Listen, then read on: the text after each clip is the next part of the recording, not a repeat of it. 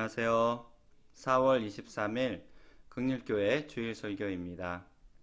하나님 말씀은 신명기 8장 1절부터 3절 말씀입니다. 내가 오늘 명하는 모든 명령을 너희는 지켜 행하라. 그리하면 너희가 살고 번성하고 여호와께서 너희의 조상들에게 맹세하신 땅에 들어가서 그것을 차지하리라. 내 하나님 여호와께서 이 40년 동안에 내게 광야길을 걷게 하신 것을 기억하라. 이는 너를 낮추시며 너를 시험하사 내 마음이 어떠한지 그 명령을 지키는지 지키지 않는지 알려 하심이라. 너를 낮추시며 너를 줄이게 하시며 또 너도 알지 못하며 내 조상들도 알지 못하던 만나를 내게 먹이신 것은 사람이 떡으로만 사는 것이 아니요 여호와의 입에서 나오는 모든 말씀으로 사는 줄을 내가 알게 하려 하심이라. 구약 성경을 읽다 보면 한결같이 드는 생각이 하나님의 법도를 듣고 지켜 행하라 그리하면 살리라 라는 것입니다.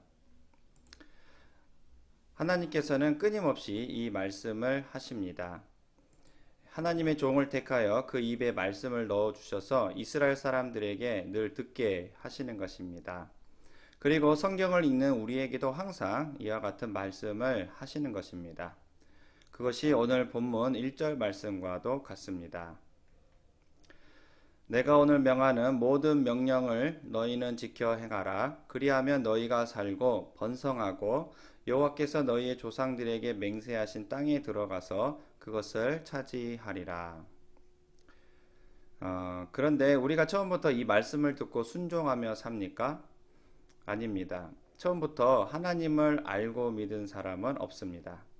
다 양 같아서 그릇 행하는 것입니다. 하나님께 순종이 아니라 자기가 원하는 대로 살고 싶은 것이죠. 말씀을 들어도 자기가 원하는 대로 살고 싶은 욕구가 더 강하게 나를 지배하는 것입니다. 결국 내게 순종하라 그리하면 살리라 라는 말씀을 들어도 순종이 나오질 않습니다. 그래서 사람은 어떻게 살아갑니까? 오늘 본문 3절 말씀처럼 떡을 구하는 삶입니다. 사람이 생각하기를 사람은 떡으로만 산다 라는 것이죠.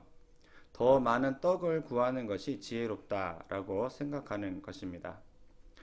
떡을 구하는 삶이란 어떤 삶일까요? 곧 자기 배를 채우기 위한 삶입니다. 육신적인 만족을 추구하는 것이 옳다고 여기는 것이죠. 자기를 높이 세우기 위해 재물이나 돈, 권력, 술과 오락, 성적인 쾌락을 추구하며 살아갑니다. 요한일서의 말씀처럼 육신의 정욕, 안목의 정욕, 이생의 자랑이 나를 위한 것이라고 믿습니다. 더 많이 쌓아놓고 더 많이 누리는 것이 요즘처럼 불안한 세상을 이길 힘이라고 생각합니다. 그래서 무슨 일이 터질지 모르는 이 세상에서 떡을 더 많이 쌓으려고 하는 것이죠. 하나님의 말씀대로 살아야 한다는 것이 들리지 않습니다. 우리가 기억해야 할 것은 떡을 구하는 사람은 매일같이 전쟁을 치러야 하는 이 불안한 세상에 사람은 하나님의 말씀으로 산다라는 것을 이해하지 못할 것입니다. 오히려 떡이 사람을 살린다라고 믿을 것입니다. 그러면서 이러한 생각을 더욱더 굳건하게 붙잡을 것입니다. 또한 이 믿음이 얼마나 고집스러운지 어떤 이도 흔들 수가 없는 것이죠. 이러한 삶은 마치 애굽에서 종살이했던 이스라엘과도 같습니다. 왜냐하면 그들은 떡을 구하기 위해 종처럼 살았기 때문입니다. 그들은 하나님이 일으키시는 온갖 신비한 기적을 보았지만 여전히 애굽에서 살았을 때 그들이 종종 사용했던 말이 있었습니다. 그거는 애굽에서 살았던 그 고기 가마를 그리워한다라는 것이었습니다. 애굽 땅에서 고기 가마 곁에 앉아 떡을 배불리 먹었던 때를 하나님보다 더 그리워했던 것입니다. 이렇게 떡에 매여 있는 종과 같은 모습은 사람이 떡으로만 산다라는 믿음에 붙들려 있는 것이고 자신은 정말 그런 믿음으로 사는지 자기의 실체조차도 깨닫지 못하는 것이죠. 이러한 우리를 하나님께서는 어떻게 변화시키실까요? 어떻게 하나님을 예배하는 하나님 백성으로 거듭나게 하십니까? 바로 우리를 광야로 부르시는 것입니다. 이게 출애굽기 3장 18절 말씀입니다. 그들이 내 말을 들으리니 너는 그들의 장로들과 함께 애굽 왕에게 이르기를 히브리 사람의 하나님 여호와께서 우리에게 임하셨은즉 우리가 우리 하나님 여호와께 제사를 드리려 하오니 사흘 길쯤 광야로 가도록 허락하소서 하라. 이 말씀에 보면 우리 하나님께 제사를 드리려 하오니 사흘 길쯤 광야로 가도록 허락하소서라고 말씀합니다.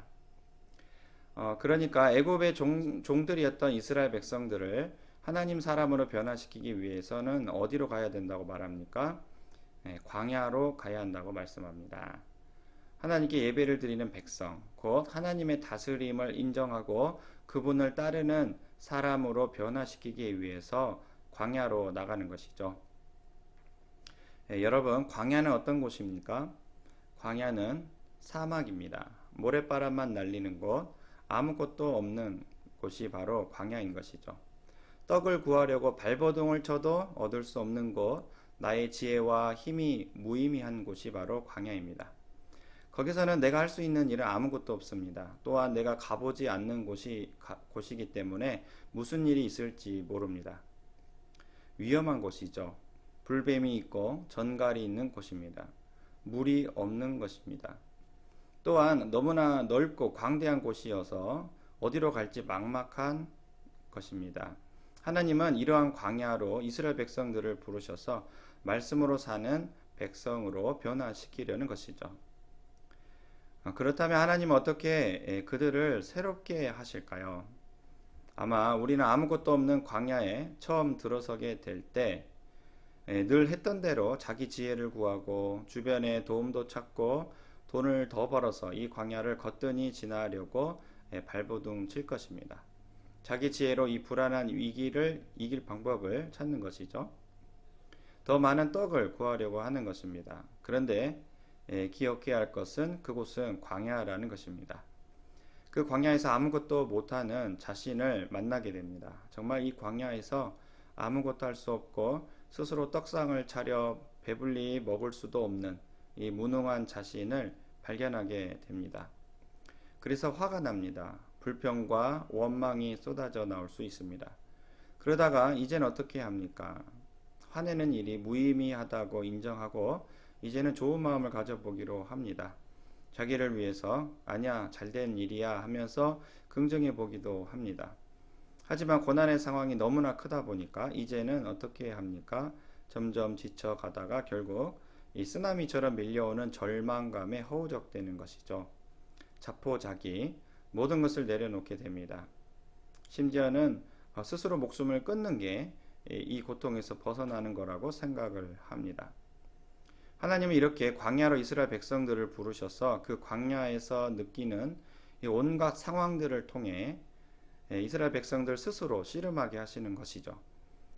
그래도 끝까지 자기 자신만을 믿어야 할지 아니면 자기가 옳다고 믿었던 모든 믿음을 던져버리고 이제 하나님께 항복하고 하나님을 믿어야 할지 그 광야에서 시험을 받는 것입니다. 저는 캐나다에 살고 있습니다. 지금은 캐나다 이민 생활이 오래되었지만 처음 캐나다에 왔을 때 마치 이런 광야에 뚝 하고 떨어진 것만 같았습니다. 말이 다르고 풍토가 다르고 문화가 다르고 모든 것이 낯설어 어찌할 바를 몰랐습니다. 넉넉한 살림도 아니고 어떻게 살아가야 할지 확신이 서지도 않고 수없이 눈물 흘리고 수없이 고생한 그 시간을 지내면서 계속 스스로 씨름했습니다. 어디에 내가 살 길이 있고 어디에서 나의 안정된 삶을 세울 것인지 주변 한국인들을 만나 도움을 구하기도 하고 한국 사람들 좋은 친구들 만나 좋은 친구로 만나서 여러 가지 살 방법을 찾고 고생을 했습니다. 그런데 아는 게 하나도 없고 말도 다르고 모든 것이 나와 친숙한 것이 없으니 시험을 받을 때가 많습니다. 마음만 먹으면 다 할 수 있다라고 생각했던 내가 이제 어떻게 해야 하나라고 생각할 때가 많습니다. 순간순간 고생은 고생대로 하지만 지금 내가 하고 있는 이 고생이 먼 훗날 나의 안정된 삶과 연결이 될지 불안을 느낄 때도 있습니다. 계속 시험을 받는 것이죠. 왜 그렇습니까? 지금 내가 있는 그곳은 광야이기 때문입니다. 아무것도 없는 광야, 사막이기 때문입니다. 이 광야길을 걸으면서 나는 할 수 있다고 믿는 자신이 무너지고 떡을 구하려는 고집도 점점 꺾이면서 겸손해질 수 있습니다. 정말 이 광야에서는 내가 아무것도 할 수 없구나 라고 깨닫습니다. 이 광야에서는 나의 지혜, 나의 노력은 별로 의미가 없구나 라고 깨닫습니다. 그리고 누구를 찾습니까? 그 광야를 이기게 할 하나님을 찾게 되는 것입니다. 떡을 구하기보다 이 광야에서 함께 동행하실 하나님을 더 구하게 되는 것이죠. 바로 하나님 말씀 앞에 엎드리는 것입니다. 신명기 8장 16절에 이런 말씀이 있는데요. 내 조상들도 알지 못하던 만나를 광야에서 내게 먹이셨나니 이는 다 너를 낮추시며 너를 사랑하사 마침내 내게 복을 주려 하심이었느니라. 이 말씀에 보면 하나님께서는 우리를 광야로 부르시는 이유가 우리를 낮추시며 시험하기 위함이라고 말씀합니다. 하나님께서는 자기께로 떡을 구하며 스스로를 구원하려는 우리를 낮추게 하시려는 것이죠. 그래서 스스로 구원할 줄 알았던 교만한 우리를 아무것도 못하는 그 광야에서 낮추시는 것입니다. 그리고 진짜 참된 구원자가 누구인지 보여주시는 것입니다. 어떻게 보면 어떻게 그 하나님은 보여주실까요? 하나님은 만극하신 그 은혜를 광야에서 내리십니다. 그 척박한 광야에 하나님의 은혜가 있는 것이죠. 하나님을 기다리고 사모하는 자에게 주시는 구원, 그 은혜가 그 광야에 있습니다. 그것이 무엇입니까? 바로 만나입니다. 성경에 보면 만나는 가시 같았고 또 꿀 섞은 과자 맛이 났습니다. 그 사람의 힘으로는 구할 수 없는 척박한 광야에서 하나님께서 주시는 하늘의 양식이었습니다. 만나는 이스라엘 백성들이 자기 힘으로 땀 흘려서 얻은 게 아닙니다. 도리어 그 광야길을 걷는 자에게 주시는 은혜의 양식이었습니다. 그 은혜의 하나님은 광야를 걷는 이스라엘 백성들이라면 누구든지 주셨습니다. 자격이나 능력, 공로나 헌신도에 따라 주신 게 아니고 누구든지 거저 주신 것이죠. 그렇게 그 광야에서 이런 놀라운 하나님의 은혜가 있었습니다. 스스로를 구원할 수 없는 이스라엘 백성들은 하나님 은혜로 주신 그 만나가 이제 없어서는 안 될 귀한 양식이 되었습니다. 이 만나가 내리지 않으면 그 광야에서는 살 수가 없는 것입니다. 그래서 그들은 매일매일 만나를 기다리고 사모합니다. 오늘 만나를 먹었어도 내일 그 만나를 얻지 못하면 이 광야길에 살 길이 없기 때문에 매일매일 그들은 그 만나를 사모합니다. 광야를 걷는 자들에게 만나는 자기 생명과도 같은 것이죠. 그렇다면 여러분, 성경에서 말하는 만나는 무엇을 가리킬까요? 신명기 8장 3절인데요. 너를 낮추시며 너를 줄이게 하시며 또 너도 알지 못하며 내 조상들도 알지 못하던 만나를 내게 먹이신 것은 사람이 떡으로만 사는 것이 아니요 여호와 입에서 나오는 모든 말씀으로 사는 줄을 내가 알게 하려 하심이니라. 여기 말씀에 보면 만나는 하나님 말씀을 뜻합니다. 그 광야를 이길 힘이 만나 그 하나님의 말씀에서 나온다고 말하는 것입니다. 스스로 떡을 구하여 자신을 구원하려고 했던 자들이 아무것도 할 수 없는 그 막막한 광야를 만나게 되어 오직 하나님만이 하실 수 있는 구원을 사모하고 바라보게 된 것입니다. 오직 하나님 말씀만이 나를 구원하실 수 있어 라고 인정하는 이런 겸손한 자가 된 것이죠. 우리는 광야에 있습니다. 여전히 불안하고 위험하고 고난받는 광야에 있습니다. 이 세상에 사는 동안 우리는 계속 광야를 걸을 수밖에 없습니다. 늘 나를 위험에 빠뜨리고 불안하게 하고 고난받게 하는 광야에서 살 수밖에 없다는 의미입니다. 그것이 건강의 문제, 자녀의 문제, 인간관계의 문제, 사업 문제, 가정의 문제 등 나를 위험에 빠뜨리고 불안하게 하고 고난받게 하는 광야와 같은 상황인 것이죠. 한 문제가 해결된다고 또 다른 문제가 생기지 않을 법이 없습니다. 사람이 고난 속에 살다 보면 불면증에 시달리죠. 잠을 편히 이룰 수가 없습니다. 그런데 이러한 고난 속에 아무것도 할 수 없는 나를 발견합니다. 광야에서 내 힘과 지혜로 능히 이 문제를 해결하지 못하는 것입니다. 물을 구할 수 없고 떡을 구할 수도 없고 길도 없어서 어디로 갈지 막막하고 낮에는 너무나 덥고 밤에는 너무나 추운 그 광야에서 내가 할 수 있는 일이 아무것도 없습니다. 그래서 염려와 걱정만 하게 되는 것이죠. 이러한 광야에서 우리는 항상 하나님 말씀을 의지하며 살아가야 할 것입니다. 정말 물과 성령으로 거듭난 하나님의 자녀들은 이 광야길에서도 능히 걸어갈 수 있는 능력이 있습니다. 우리 스스로의 능력이 아니라 내 안에 거하시는 성령님께서 말씀하시고 깨닫게 하셔서 지쳐있는 우리를 새롭게 해주시는 것입니다.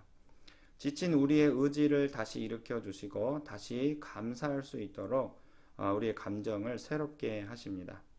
늘 동행하시는 보혜사 성령님은 우리를 그냥 곤두박질 치도록 내버려 두지 않으십니다.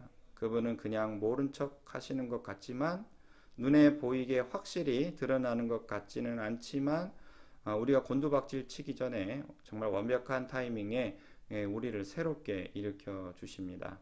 이게 바로 하나님 자녀들이 누리는 권세여 은혜 아니겠습니까? 고린도전서 10장 13절입니다. 사람이 감당할 시험 밖에는 너희가 당한 것이 없나니 오직 하나님은 미쁘사 너희가 감당하지 못할 시험 당함을 허락하지 아니하시고 시험 당할 즈음에 또한 피할 길을 내사 너희로 능히 감당하게 하시느니라. 이 말씀처럼 우리가 시험을 이길 수 있는 것은 하나님께서 미쁘셔서 도우시기 때문입니다. 하나님께서는 광야에서 구름 기둥, 불 기둥을 주십니다. 반석에서 물을 내십니다. 피할 길을 주십니다. 원수의 공격으로부터 도와주십니다. 이 광야에서 은혜를 주시는 그 하나님을 만나십시오. 그 하나님 때문에 마땅히 하나님을 찬양하게 될 것입니다. 나로 말미암음이 아니라 떡이 있어서도 아니라 하나님 때문에 그 광야에서 기쁨이 생기는 것입니다. 내가 할 수 없는 그것을 하시는 하나님이 드러나기 때문에 찬송이 나옵니다. 사람의 지혜가 아니라 하나님 지혜가 드러나는 곳이 광야이기 때문에 그 광야에서 하나님을 예배하는 것이죠. 내 자신만 보면 그냥 한숨 지을 수밖에 없지만 의지하는 자에게 소망을 주시는 하나님 때문에 그 광야에서도 감사하게 되는 것입니다. 또한 우리가 고난을 이길 수 있는 이유는 우리가 처한 이 광야의 삶이 전부가 아니라는 것 때문입니다. 분명 이 광야 끝에는 젖과 꿀이 흐르는 가나안이 우리를 기다리고 있습니다. 너무나 오늘 하루하루의 고난에 시달려서 이게 우리 삶의 전부라고 생각한 나머지 매일 하나님께 그저 원망하고 불평하고 그분을 신뢰하지 않는다면 결국 우리는 가나안을 맛보지 못하게 될 것입니다. 이스라엘 백성들 중에 광야 1세대들이 그러지 않았습니까? 가나안은 보지 못하고 매일매일 그 광야에서 자기 피부로 겪는 고난 때문에 하나님을 불신하고 계속해서 원망하고 불평 속에 살다가 결국은 그 광야 끝에 있는 가나안은 맛보지 못한 것이죠. 그러나 분명한 것은 이 광야길 끝에 젖과 꿀이 흐르는 가나안이 있다라는 점입니다. 하나님께서 말씀하셨듯이 이스라엘 백성들이 그 광야의 삶을 살게 된 이유는 바로 젖과 꿀이 흐르는 가나안을 주시기 위함이었습니다. 신명기 8장 7절과 8절인데요. 내 하나님 여호와께서 너를 아름다운 땅에 이르게 하시나니 그곳은 골짜기든지 산지든지 시내와 분천과 샘이 흐르고 밀과 보리의 소산지요 포도와 무화과와 석류와 감람나무와 꿀의 소산지라. 광야의 삶은 고되고 피곤하지만 그게 전부가 아닙니다. 그 광야 끝은 바로 아름다운 가나안이 기다리고 있습니다. 최종 목적지는 광야가 아니라 아름다운 땅, 꿀의 소산지, 부족함이 없는 가나안인 것입니다. 하나님께서는 그 가나안을 위해서 우리를 광야로 부르신 것입니다. 광야를 걸을 때 처음에는 힘들고 어려우니 불평과 원망이 있을 수가 있습니다. 하지만 그 하나님 은혜를 경험한 후 그 광야가 고난으로만 끝나지 않고 복이라고 깨달을 수 있게 됩니다. 왜냐하면 광야가 광야로만 끝나는 것이 아니라 그 광야가 아름다운 가나안으로 연결되는 통로라고 깨닫기 때문입니다. 이 아름다운 가나안이 이 최종 목적지라는 것을 깨닫기 때문에 나를 광야로 이끄신 그 하나님을 찬송하고 예배하게 되는 것이죠. 이 광야에서 은혜를 주시는 하나님 때문에 찬송하시는 하나님 백성 되길 바랍니다. 많은 떡이 있기 때문에 찬송하는 게 아니고 광야에서 말씀해 주시는 그 하나님 때문에 찬송하시길 바랍니다. 이 광야의 끝은 젖과 꿀이 흐르는 아름다운 가나안 땅임을 기억하면서 매일매일 이 광야길에 하나님을 사모하시는 저와 여러분이 되시길 주의 이름으로 축원합니다.